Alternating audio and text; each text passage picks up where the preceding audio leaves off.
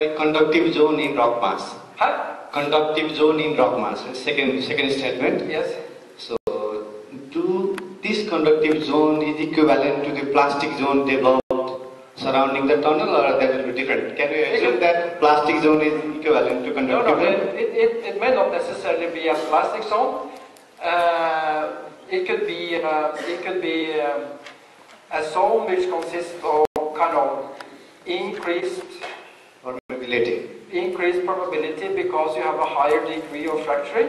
It may not necessarily be a crushed zone or a plastic zone. It could be just the fact that in a zone the rock mass has a higher degree of fracturing.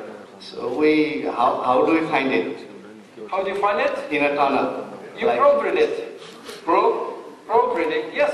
Probe drilling in all the side of the tunnel, then identify? In some cases you may have to do systematic probe drilling during the entire tunnel. I mean, that depends on the circumstances, the geology, and what is on the surface. Thank you. So when you have reached this stage, then you can start to think about what kind of road type are we going to use, what kind of mix design, what kind of pressure, what kind of growth, hole pattern, and so on. Then we are establishing the growth design itself. Maybe we have to do it with a type pattern, which is shown on this figure here, where we are probably having kind of 50, 60, maybe 70 growth holes for both cross-section.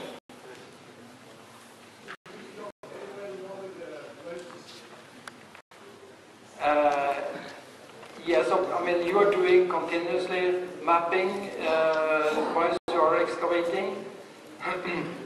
But the main thing is that in some cases it is cheaper to drill some additional holes and secure a good result of the growing rather than do it halfway and then do it once again. Right? Yes, please.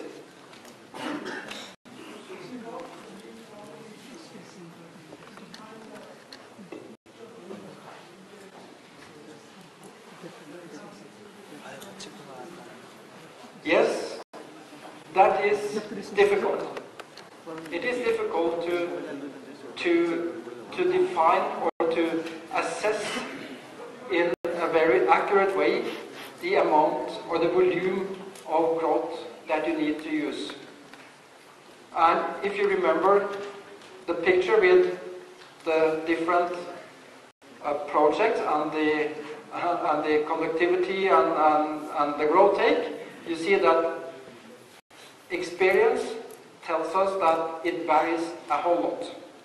It varies a lot. And that's why I've stressed that probably the one topic or the one operation within tunneling which has the largest amount of uncertainty is growth.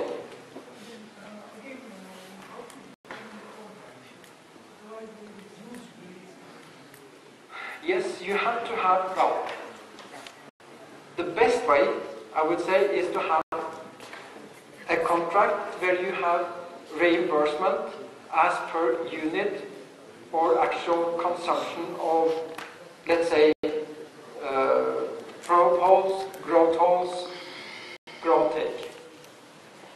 Excuse me.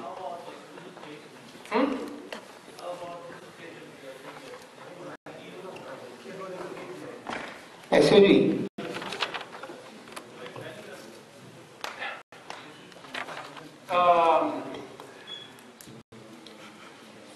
Of course, the Luchon value or the Luchon test could give you an indication, but you are using two different types of fluids.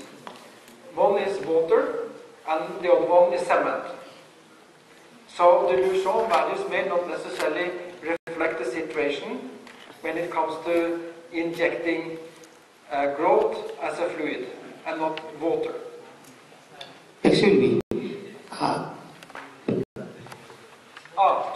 Okay. Actually, we are treating the ground during excavation time Yes. to prevent the water flowing inside the tunnel. Yes. But while for the for hydro tunnels, we prevent water flowing from the tunnel to outside the rock mass. Absolutely correct.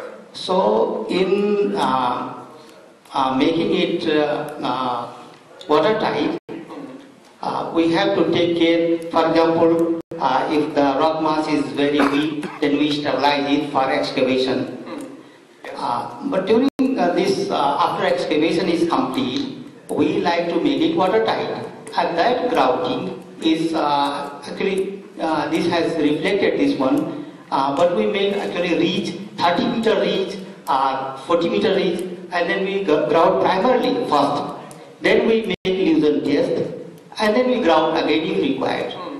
And if it is further required, then we make tertiary grouting.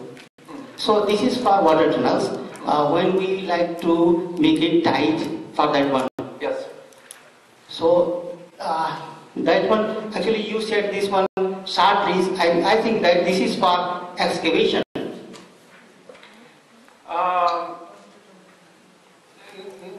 No. It is correct as you say. You may have two totally different situations. One situation is related to where you are actually grouting to avoid or to prevent that water is going out of the tunnel, like in a pressurized tunnel for a hydroelectric power development scheme. The other situation is related to a tunnel where you would like to restrict or prevent water to flow into the tunnel because that will have a negative impact on the ground water level. But when or if we have a situation, to me, the process is exactly the same when it comes to how you are developing your growth design. Oh, thank you. Excuse me. My question is, we could estimate ground pressures with reference to Luzon value, isn't it? Luzon value. If we could use, okay, let's put it this way. A Luzon value or a Luzon test. Yeah. Luzon test. A Luzon test. Sorry. If you Luzon value, with respect to Luzon value.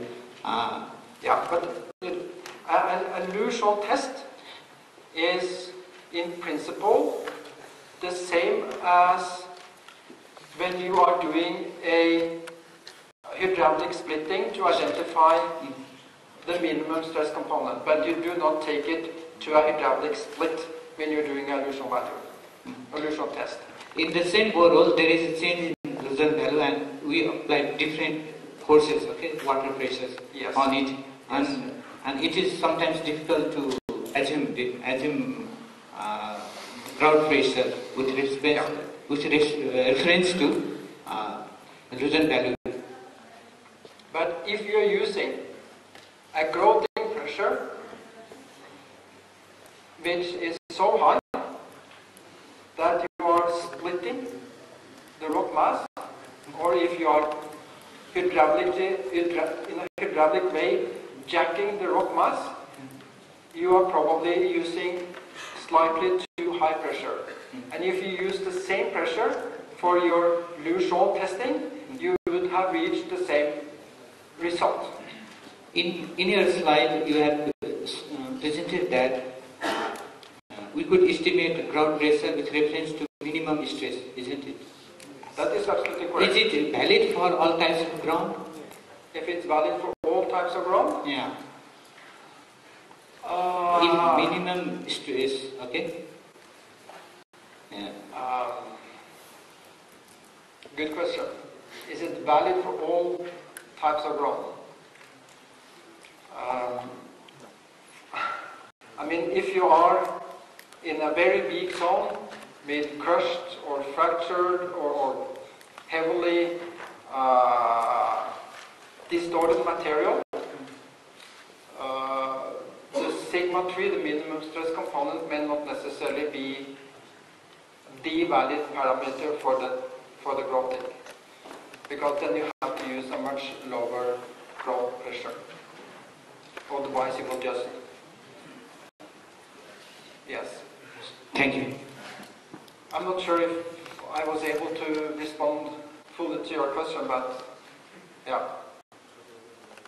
Excuse me? Yeah.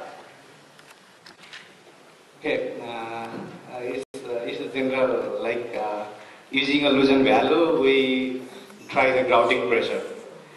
So the fluidity or viscosity of water and the grout is different, right? Yes. So can we expect any kind of opening of joints or opening of joint in pore spaces due to the viscosity of the grout we inject, and does it affect the conductive or plastic zone adversely in stabilization of the tunnel? Well, to be honest,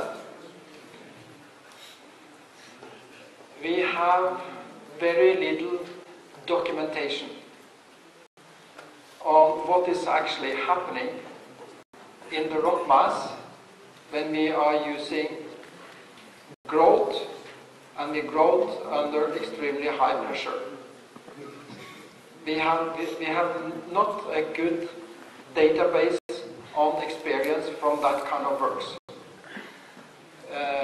There has been done a whole lot of hydraulic splitting using water with respect to identifying or finding the minimum stress component, but we do not have the same amount of data coming from growth works.